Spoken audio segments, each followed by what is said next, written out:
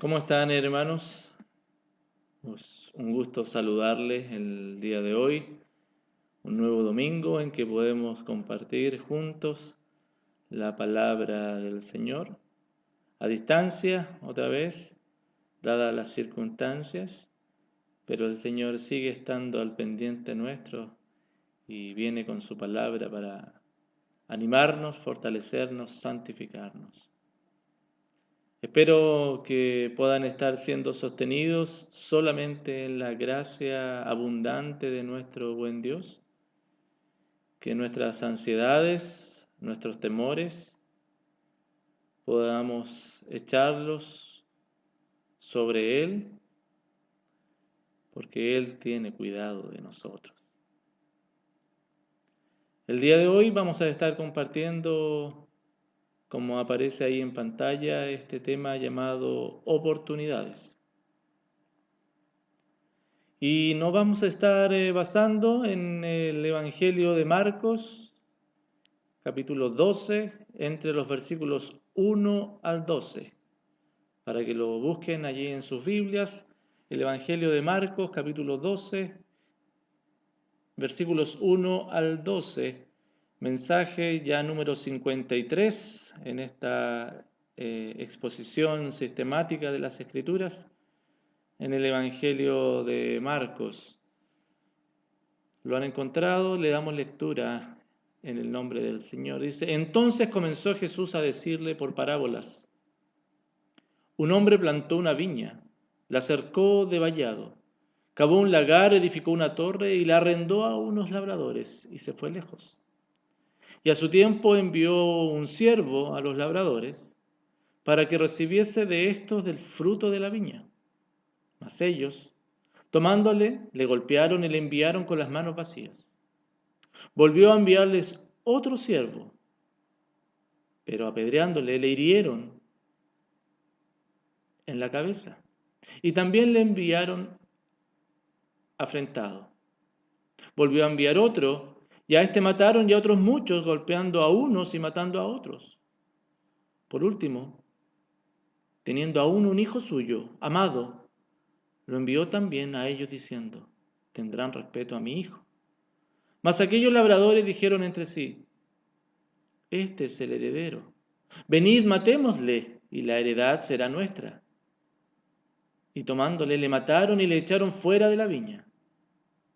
¿Qué pues hará el señor de la viña? Vendrá y destruirá a los labradores y dará su viña a otros. ¿Ni aún esta escritura habéis leído? La piedra que desecharon los edificadores ha venido a ser cabeza del ángulo.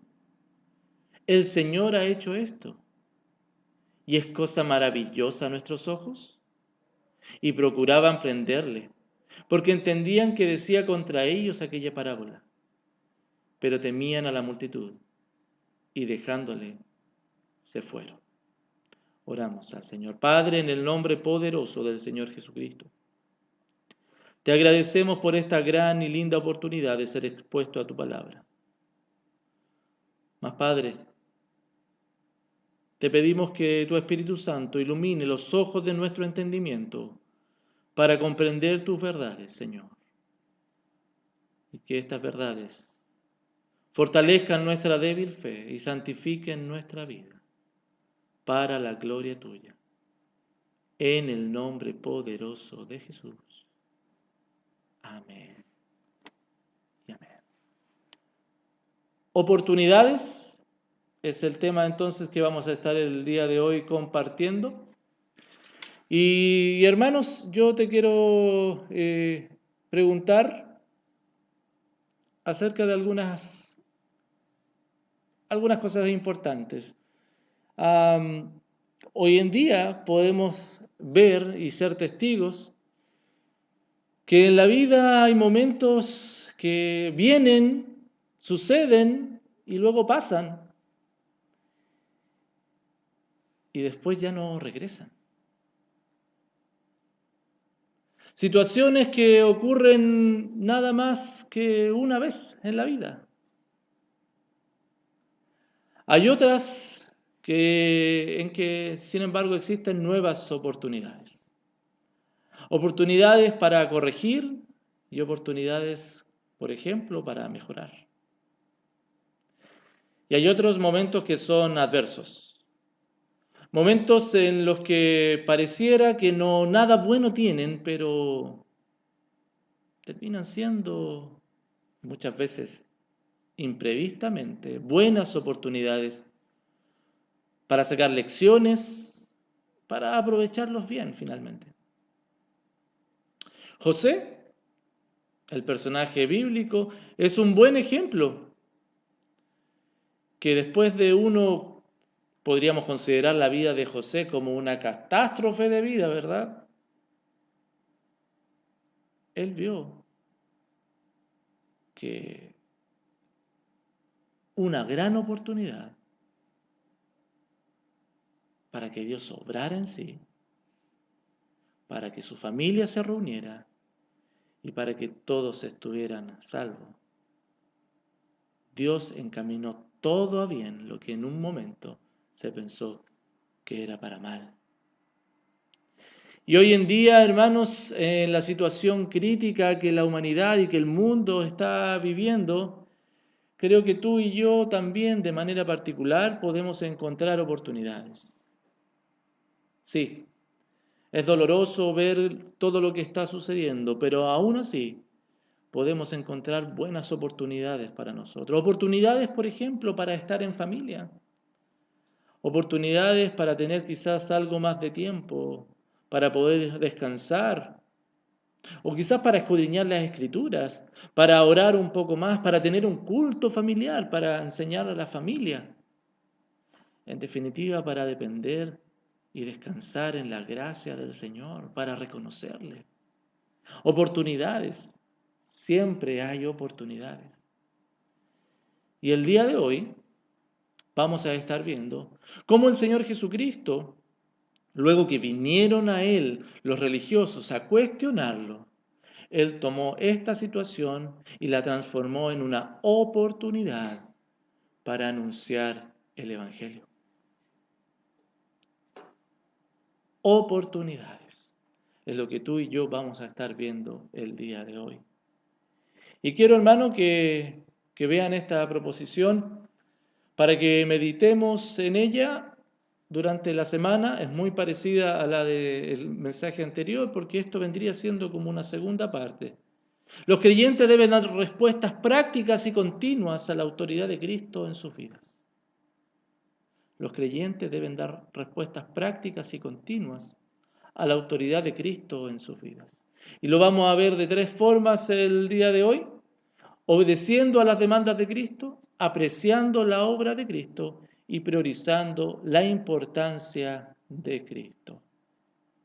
Vamos entonces, obedeciendo a las demandas de Cristo. Y vamos a estacionarnos entre los versículos 1 al 3. Y comienza diciendo el capítulo 12 del Evangelio de Marcos, versículo 1, entonces comenzó Jesús a decirles por parábolas. Y cuando encontramos la primera palabra ahí, que es un conector, es entonces, ¿qué? Tenemos que considerar el espacio, el tiempo a que el evangelista está haciendo referencia y nos lleva al mismo día martes de la semana de la pasión del Señor Jesucristo. Aquel día martes el Señor Jesucristo, y como lo vimos en el mensaje anterior, había estado caminando por el templo, enseñando las escrituras, anunciando el Evangelio, y fue cuando vinieron los principales religiosos del Sanedrín y le cuestionaron acerca de su autoridad, con qué autoridad hacía estas cosas y la fuente de su autoridad. Bueno, luego que el Señor le responde con una pregunta acerca del bautismo de Juan, esta conversación continúa y le dice entonces comenzó Jesús a decirle por parábolas. Las parábolas son recursos del lenguaje en donde se narran historias o enseñanzas en sentido figurado, y es precisamente esto lo que el Señor Jesús va a comenzar a hacer a continuación. Les va a entregar a estos religiosos una enseñanza en sentido y en lenguaje figurado. Porque, hermanos, el Señor siempre comunica sus verdades, de modo que éstas queden claras Y Él busca de una u otra forma que los suyos le oigan y que reconozcan su autoridad. Y hoy, a través de su palabra, el Señor viene a hablarte una vez más y a recordarte aquello que sueles, aquello que solemos olvidar. Y la parábola decía más o menos así: un hombre plantó una viña, la cercó de vallado, cavó un lagar, edificó una torre y la arrendó a unos labradores y se fue lejos. Las figuras de esta parábola que hace referencia a esta historia, debemos ponerle atención. Primero tenemos a un hombre que planta una viña y la cerca con un vallado, delimitando, por supuesto, su espacio para protegerla de robos. Y no solamente hizo una viña, sino que también construyó un lagar, que era un pozo en donde, bueno, ese pozo tenía el fin de que la uva fuese aplastada y aprovechar así todo el producto de la uva para hacer el vino, por ejemplo. Además del lagar, él construyó un castillo. Entonces podemos concluir desde ya que este plantador de viña tenía una intención con esta viña: generar algún tipo de recurso, algún tipo de ganancia, algún tipo de beneficio propio. Y como les decía, construyó también una torre que en esos entonces era utilizada para guardar el producto realizado. Todo lo producido se guardaba en esa torre, y también servía de vivienda para los que cuidaban, y en este caso para los que trabajaban en la viña, los labradores. Y luego él se fue lejos. Y podemos ver, hermano, que desde el primer siglo al menos ya estaba esta idea instalada de explotar los capitales y ser reeditado con ganancias correspondientes. Hombres de negocios siempre han existido. Y arrendársela a labradores tiene relación con convenir con ellos, con estas personas, para que le trabajasen en el cuidado y en la mantención de la viña y se ocupasen de todo el proceso de producción, ya también quizás de las ventas, obteniendo ganancias de la viña. Y el dueño de la viña, este hombre que había fabricado todo esto, solamente se iba a preocupar, bueno, de recoger el fruto final del trabajo de estos hombres, de estos labradores, y él iba a recoger el fruto. De eso solamente se iba a preocupar el dueño de la viña. Y se estima que alrededor de 3 años pasan entre que se prepara la viña y se comienza a trabajar hasta poder recoger los primeros frutos. 3 años pasan. Por lo tanto, estos trabajadores, estos labradores, tuvieron bastante tiempo en el lugar y probablemente comenzaron a sentirse muy cómodos allí. Y como veremos a continuación, comenzaron a apropiarse de este lugar. Hermanos, Dios ha planificado todo para sí. Como este hombre que preparó toda esta viña para recibir los frutos, el creador del universo desde allá, desde la creación hasta la obra salvífica de Cristo, ha preparado todo para ser reconocido. Muchas veces nosotros los creyentes nos estacionamos y nos quedamos con los beneficios de un Dios amoroso, con un Dios fiel, que por cierto lo es, pero no nos olvidemos que es el Rey del universo, que demanda adoración, que es un Dios santo soberano. Y no hay lugar para que tú y yo pensemos por un momento que el enfoque de Dios de recibir adoración ha cambiado, porque Él ha preparado todo para Él. ¿Estás consciente de esto? ¿Que Dios ha hecho todo para Él? ¿Te has dado cuenta que su amor, que su fidelidad siempre están perfectamente balanceados con su santidad, con su soberanía? Por eso el apóstol Pablo en el capítulo 11 a los Romanos, versículo 36, decía: porque de Él y por Él y para Él son todas las cosas, a Él sea la gloria por los siglos. Amén. El mismo apóstol Pablo, hablándole a la iglesia de Colosas, ahí en el capítulo 1, versículo 16, decía: porque en Él fueron creadas todas las cosas, las que hay en los cielos las que hay en la tierra, visibles e invisibles, sean tronos, sean dominios, sean principados, sean potestades. Todo fue creado por medio de Él y para Él.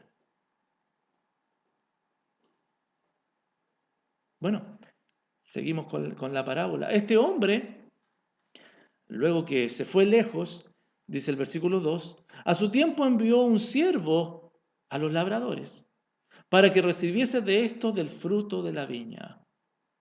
Cuando hablamos que Él envió un siervo, no debemos confundirnos y confundir a este siervo como alguien de menor estatus por su condición servil, sino que el siervo que Él envía era el fiel representante de su Señor, quien ante los labradores debía recibir todo respeto y toda referencia necesaria, y además este siervo debía ser rendido las cuentas que pertenecían al Señor de la viña. El versículo 3 dice, mas ellos tomándole, le golpearon y le enviaron con las manos vacías. Lejos de estimarle bien, ellos, los labradores, se resistieron al siervo y no solo lo despreciaron, sino que le infligieron dolor, le hicieron daño. Es más, nada le dieron.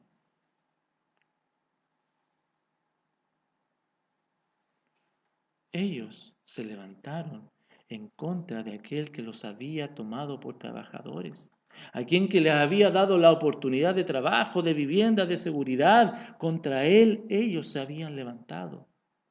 Hermanos, para que vayamos entendiendo en sentido figurado esta parábola que Jesucristo le estaba hablando ahí a los principales religiosos, sin duda está refiriéndose a la actitud que había tenido el pueblo de Israel contra Dios y específicamente los religiosos de Israel que como nación se habían encargado de llevar fruto para sí mismo y no para el Padre. No le habían dado el reconocimiento al Padre que Él les demandaba. No lo estimaron, aun cuando el Padre les envió profetas, ellos no hicieron caso. Hermanos, entendamos. Dios sigue demandando aquello que le pertenece, la adoración, el reconocimiento de los suyos. Y siempre, sin embargo, vamos a encontrar a aquellos que reconocen la autoridad de Dios sobre sus vidas, que reconocen y sirven a Dios para que su plan se lleve a cabo, y aquellos que no responden a las demandas del Padre. Hermanos, el Creador sigue demandando de ti una respuesta a su majestad. El Rey del universo no espera nada menos de ti que le reconozca como Él pide ser reconocido y no según lo que tú quieres darle. Te pregunto, ¿cómo y cuánto le estás reconociendo al Rey del universo, a Jesucristo? ¿Tiene autoridad Dios sobre tu vida? ¿Sobre toda tu vida? A ver, en estos días, por ejemplo, que hemos podido estar en casa, quizás con un poco más de tiempo, ¿realmente ha tenido Dios la autoridad sobre ti en estos días? En tus preocupaciones acerca de lo que está sucediendo, ¿Dios tiene la autoridad? ¿Es soberano? Y en cómo te estás proyectando, en las dudas que quizás tienes o cómo estás viendo el futuro, ¿Dios tiene la autoridad? Oh, hermanos, me encanta. El Salmo 150 nos dice que tenemos que rendir toda adoración. En el versículo 6 dice, todo lo que respire, alabe al Señor, aleluya. Todo lo que respire. Segundo de Samuel 7:22 dice, por tanto, tú te has engrandecido, Jehová Dios, por cuanto no hay como tú, ni hay Dios fuera de ti.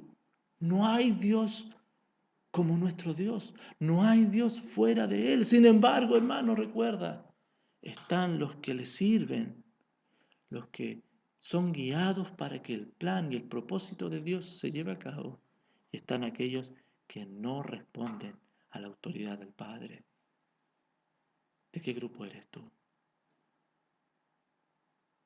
¿Recuerdas a Jesucristo cuando le habló al mar para calmarlo? ¿A aquella tempestad para que dejara de amenazar cuando estaban en la barca? ¿Por qué tú y yo decimos, por ejemplo, que el mar, que la tempestad se sometió a Jesucristo? Bueno, por los efectos prácticos que el mar, que la tempestad mostró. A la voz de Jesucristo, cuando Jesucristo le dijo, cálmate, el mar se calmó, le obedeció. Hermanos, los creyentes debemos dar respuestas prácticas y continuas a la autoridad de Jesucristo en nuestras vidas, obedeciendo a las demandas de Cristo.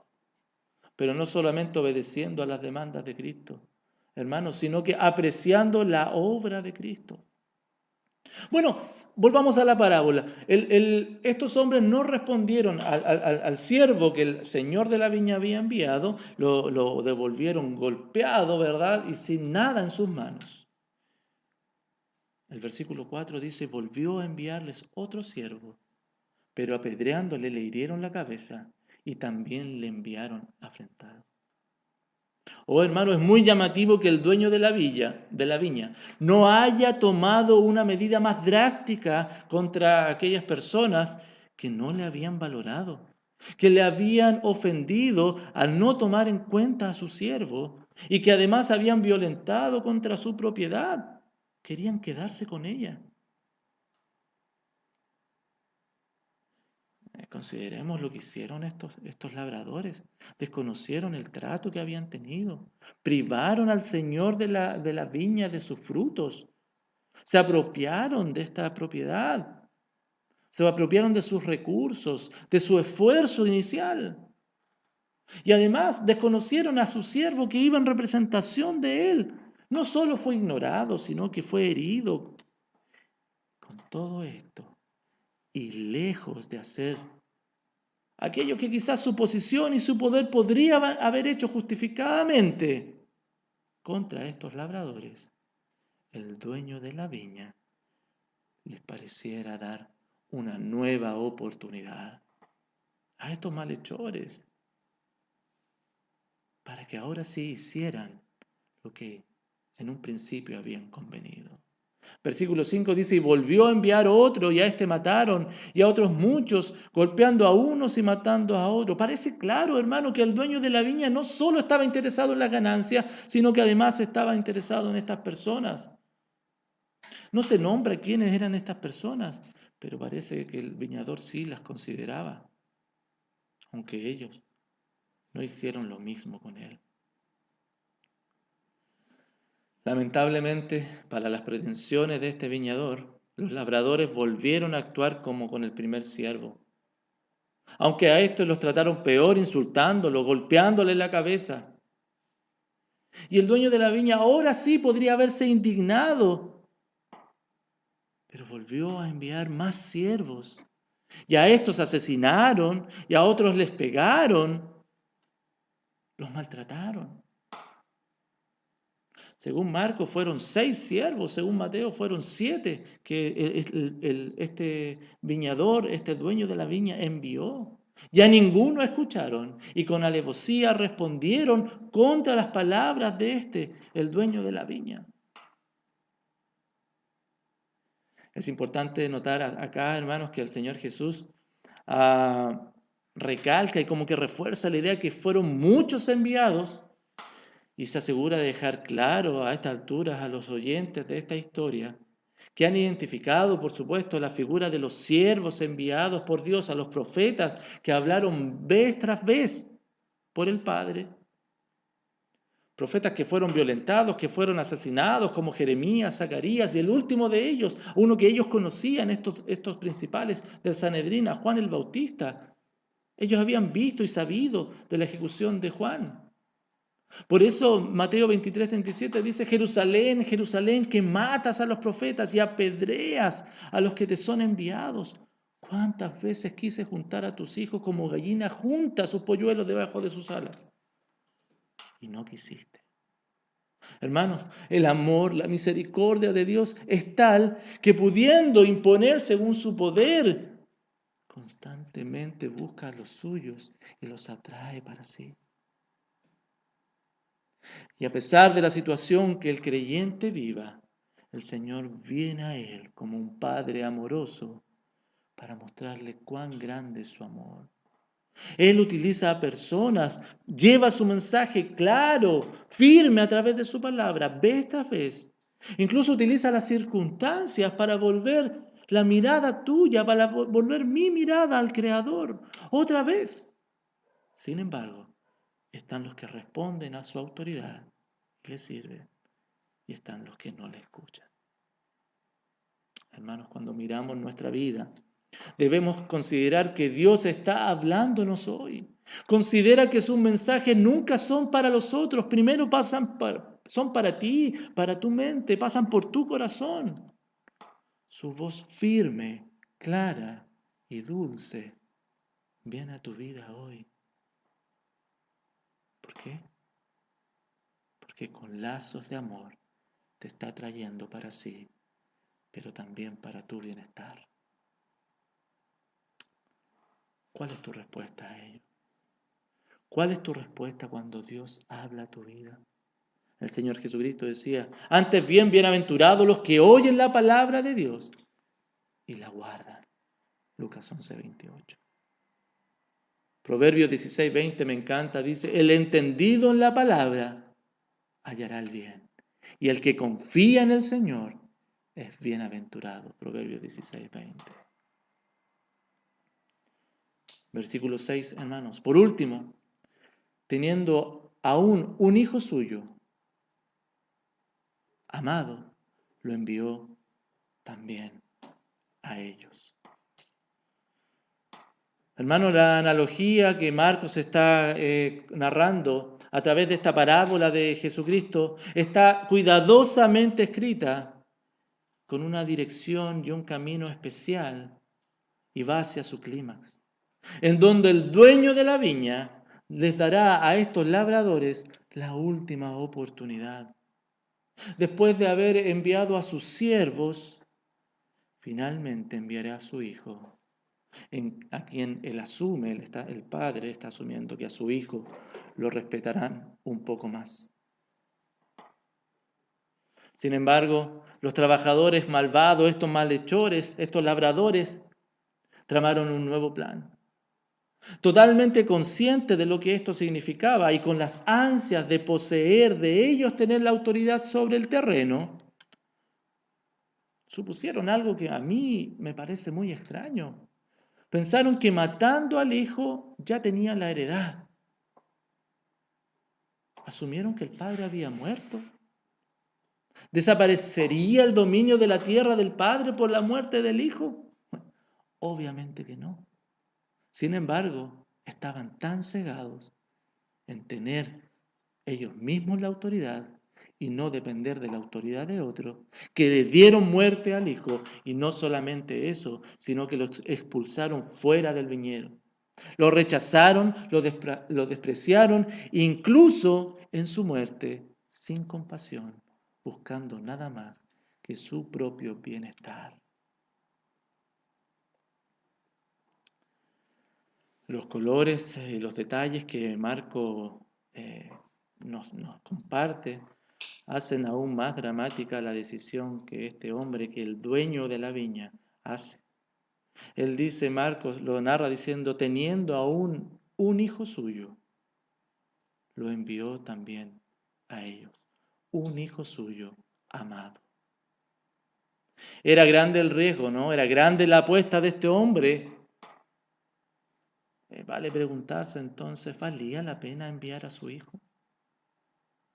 Sin duda, hermano, es una parábola que nos lleva inconfundiblemente a aquel momento en donde el Padre amó tanto al mundo que dio a su Hijo, a su único Hijo, a su amado Hijo, porque ya no había nadie más que pudiera salvar.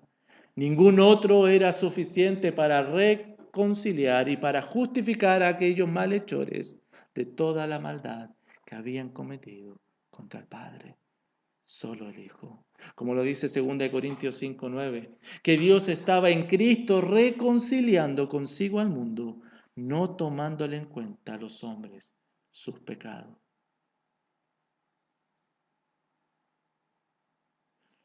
Los del Sanedrín vinieron a preguntar por la autoridad de Jesucristo.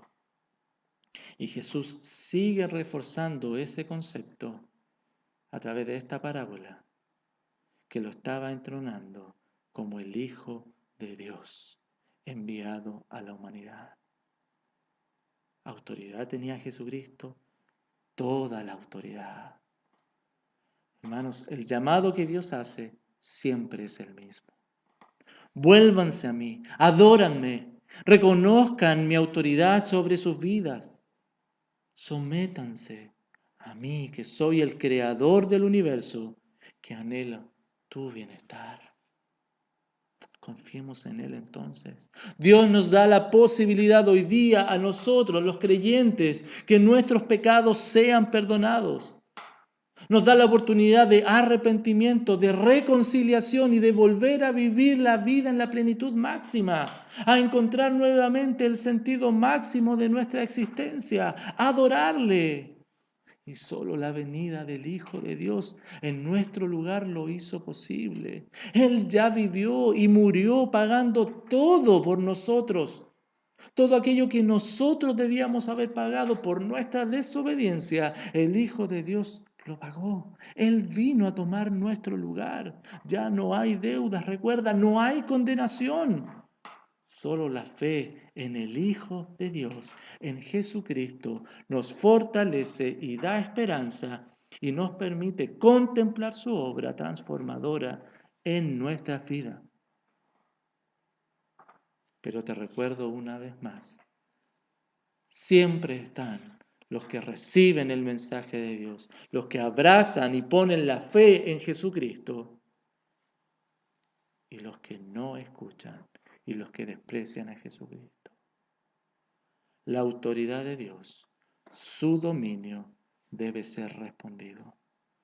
Debes volver a adorarle. Mira tu vida.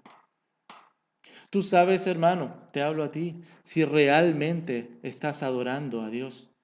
Si realmente le has estado reflejando su carácter a los demás.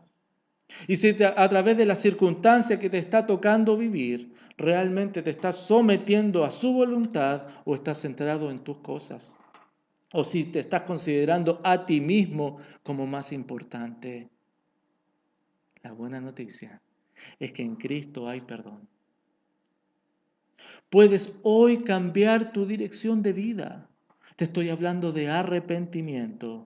Dios ha venido a demandar de ti, vez tras vez, que te sometas a su autoridad. Que nada hay más trascendental para tu vida que adorarle, que reverenciarle.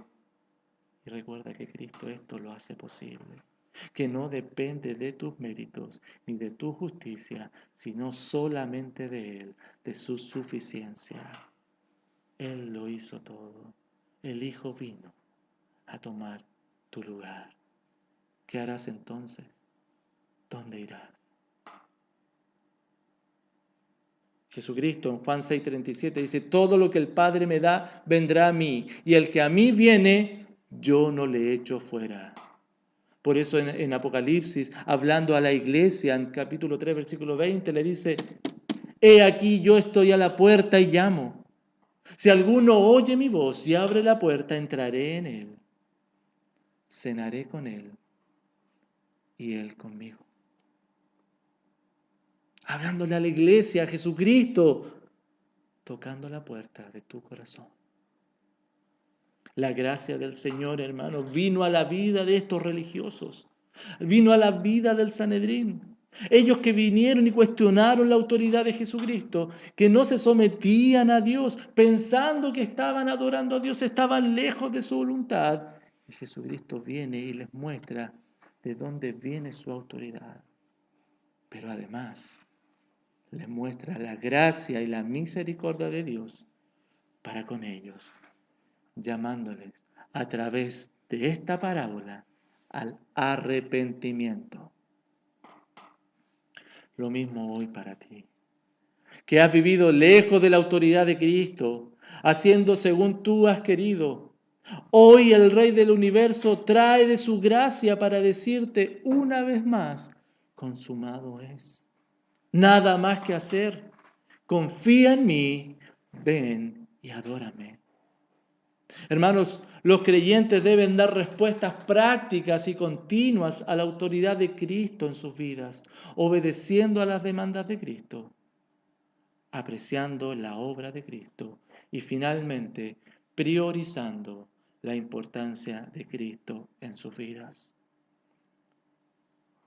Hace una pregunta a Jesucristo en el versículo 9, ¿qué pues hará el Señor de la viña? Y él mismo responde, vendrá y destruirá los labradores y dará su viña a otros. Era la última posibilidad que el labrador, el dueño de la viña, estaba dando a los labradores. No respondieron, entonces, ¿qué hará él?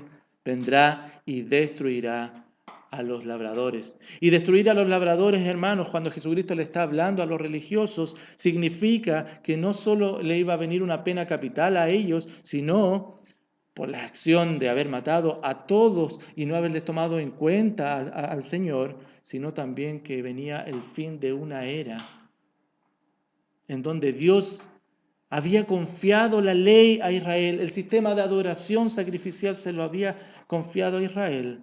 Aquel antiguo pacto iba a ser cambiado. Y obviamente en ese tiempo los religiosos que estaban escuchando a Jesucristo no entendieron casi de seguro muy bien de qué se estaba tratando las palabras de Jesús, pero cuánto ánimo tiene que haber sido para los primeros creyentes de la primera iglesia cuando leyeron este evangelio, saber que ellos eran quienes Dios había elegido para hacerse cargo de la viña.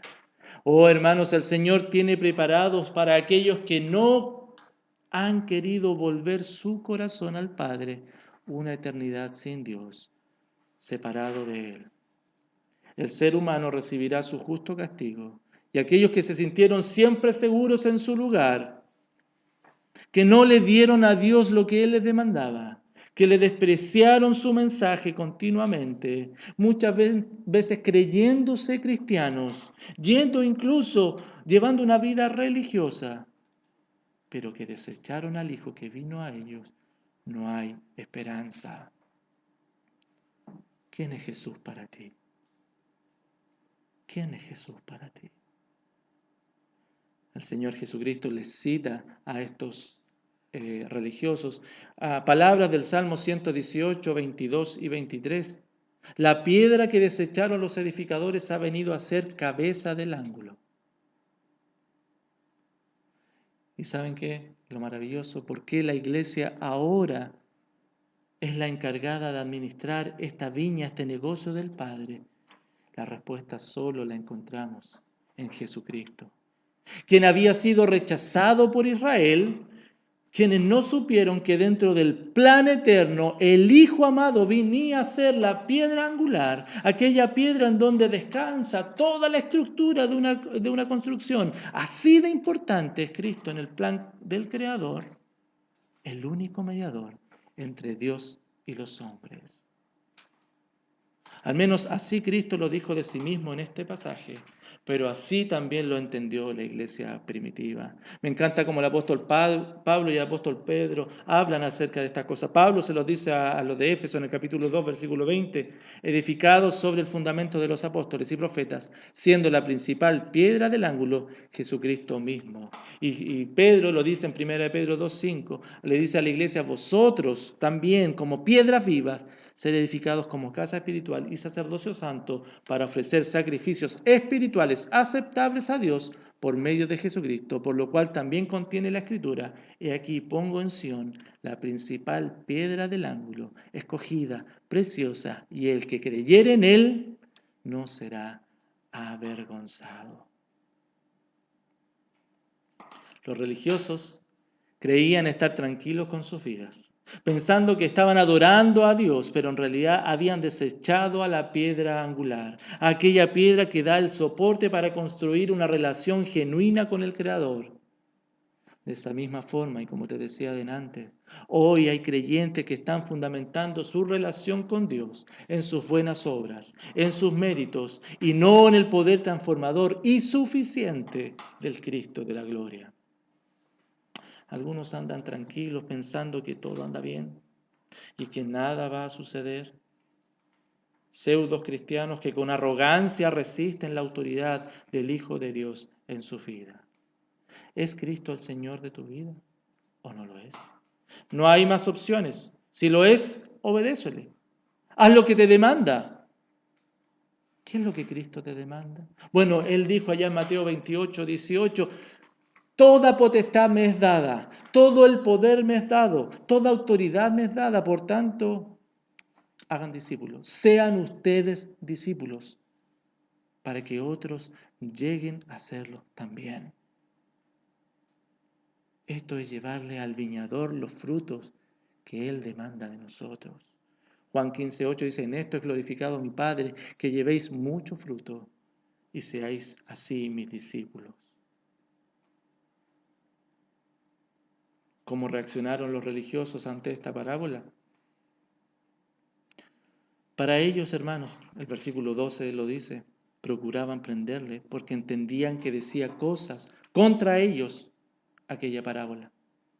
Hermanos, ellos entendieron claramente que Cristo estaba referenciando y les hablaba clara y precisamente a ellos. Ellos podrían haber comprendido la gracia del Señor que estaba presentándose a sus vidas. Podrían haber visto la necesidad de esta piedra angular, de Jesucristo para su adoración con el Padre. Podrían haber visto al Hijo de Dios hablándole directamente a sus corazones y llamándoles al arrepentimiento, a aceptar la autoridad del Cristo en sus vidas, pero no lo hicieron, porque lo que ellos vieron y entendieron que Cristo hablaba contra ellos. Y ellos, en una actitud hipócrita ante la multitud, procurando arrestarle, se fueron.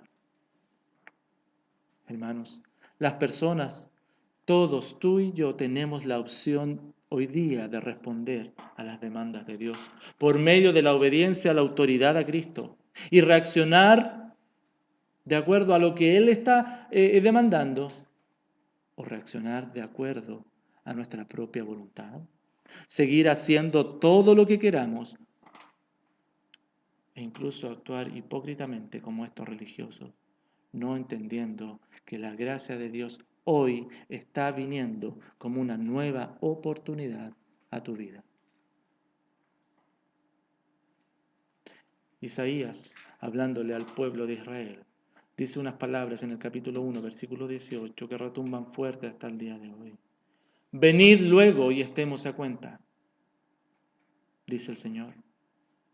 Venid luego y estemos a cuenta. Si tus pecados fueren como la grana, como la nieve serán emblanquecidos. Y si fueren rojos como el carmesí, vendrán a ser como blanca lana. ¿Con qué autoridad hace el Cristo estas cosas? Le preguntaron. Con la autoridad del Mesías, con la autoridad del Hijo de Dios, la misma autoridad que hoy demanda que reconozcas en tu vida. Hoy el Señor te vuelve a llamar. No le desprecies. Los creyentes deben dar respuestas prácticas y continuas a la autoridad de Cristo en sus vidas, obedeciendo a las demandas de Cristo, apreciando la obra de Cristo y priorizando la importancia de Cristo en sus vidas. Déjame orar.